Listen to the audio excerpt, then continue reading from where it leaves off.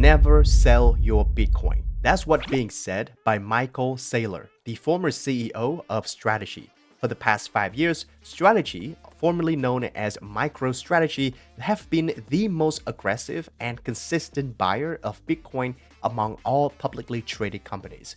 Through the bull markets, through the brutal crashes, through FTX, Luna, rate hikes, and regulatory chaos.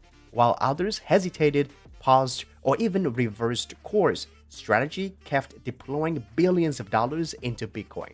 As of December 29, 2025, the company holds over 671,268 Bitcoin on its balance sheet. That's roughly 3.2% of Bitcoin's total fixed supply of 21 million coins. Strategy is holding more Bitcoins than companies like Mara Holdings, more than even Tesla, and even more than some nation-states, including the US. Because of that scale, Strategy has come to represent something larger than just a company. For many investors, it has acted as a psychological backstop for the crypto market. So when the market starts asking a new question, could Strategy ever be forced to sell Bitcoin? It matters. And more importantly, if Strategy did sell Bitcoin, would it drag the entire crypto market down with it? What started as a pure FUD is now backed by numbers that genuinely deserve attention. So let's break this down step by step. But before we do that, make sure to like and subscribe to CryptoNinjas for more contents like this. Thank you very much. First, let's be clear about why everyone even cares. Well, Strategy isn't just another Bitcoin holder. It is the largest corporate holder of Bitcoin and one of the most visible symbols of institutional conviction in Bitcoin as a treasury asset.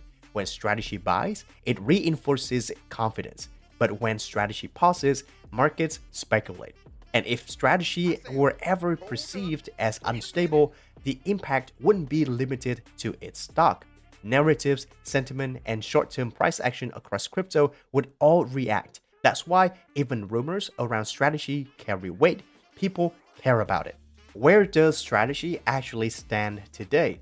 Their average acquisition price is approximately $74,972 per Bitcoin, with a total capital deployment of about $50.3 billion. Bitcoin now represents over 77% of the company's total assets. At this stage, Strategy's equity has become structurally linked to Bitcoin. For investors, MSTR functions less like a traditional software stock and more like a leveraged Bitcoin proxy. MicroStrategy's approach is not passive. It is built around a capital structure that Michael Saylor has repeatedly described as a self-reinforcing financing loop. Here's how it works in very simple terms. When Bitcoin goes up, the value of Strategy's balance sheet goes up with it. Because the company uses leverage and clearly signals that it will keep buying Bitcoin, MSTR stock had historically outperformed Bitcoin during bull markets.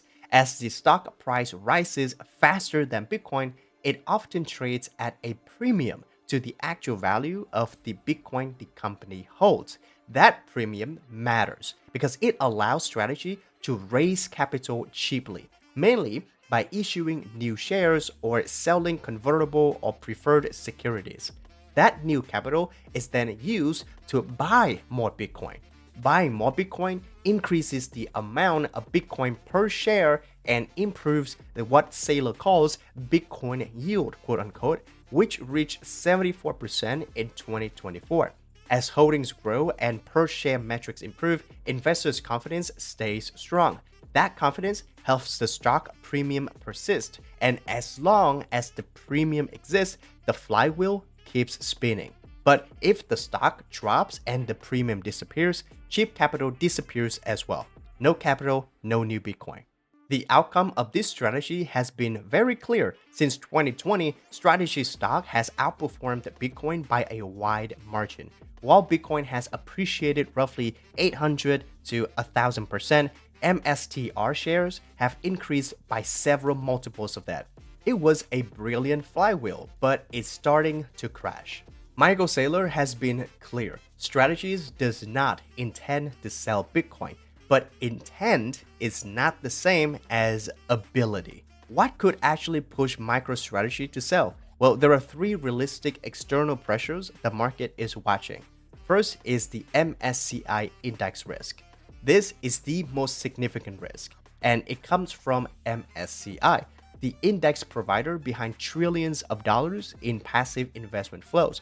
Right now, MSCI is consulting on whether companies with more than 50% of their assets in digital assets like Bitcoin, for example, should remain in major indexes like MSCI World or MSCI USA. Strategy sits at around 77%, so it's clearly sitting in the danger zone. If strategy is delisted, passive funds would be forced to sell MSTR shares. Estimates range from about 2.8 billion and could go as high as 8 to even 9 billion dollars if other indexes follow suit. This would not force strategy to sell Bitcoin immediately, but it would likely push MSTR stock price sharply lower and make it much harder for the company to raise capital. And again, no new capital, no new Bitcoins. And because MSTR and Bitcoin are now closely linked, a major drop in MSTR could easily spill over into the Bitcoin market. And that is where the negative feedback loop comes in. MSTR drops hard, equity premium disappears, no new capital, Bitcoin buying slows down, Bitcoin price weakens, and MSTR falls even harder. This proposal to exclude digital asset treasuries like Strategy from MSCI is expected to have result by January 15, 2026. MicroStrategy is trying to fight it, saying that it's unfair to crypto, but we don't know for sure. But I'm going to keep my eyes out for that exact date, because if that proposal goes through, it's going to be a bad day for Bitcoin. The second cause could be the loss of equity premium. The flywheel depends on MSTR trading at a premium. Right now, that premium has largely disappeared. The net asset value multiple has dropped below 1, around 0.87. In that environment, issuing new shares become dilutive, which breaks the economics of the flywheel. And the third reason is liquidity and cash flow constraints. They've got around $640 million in annual preferred dividends and convertible debt due mostly from 2027. No margin calls unless Bitcoin drops to $3,000 to $4,000, which is very improbable, I think. But if the cash dries up and other funding fails, selling Bitcoin could be the fallback. So let's address the big question. What actually happens if MicroStrategy sells Bitcoin, even just a portion of its holdings? Well, in the short term, it almost certainly starts with the stock. If index funds or large holders are forced to sell MSTR shares, the stock price would come under pressure. Because MSTR is now tightly linked to Bitcoin, that pressure would almost certainly spill over to the Bitcoin market as well. At the same time, selling such a large and symbolic position could introduce additional supply into the market. That alone wouldn't collapse Bitcoin, obviously, but it would likely increase volatility and push prices lower in the short run. But price action is only part of the story. The bigger impact would be psychological. For years, strategy has represented the idea of buy the dip at an institutional level.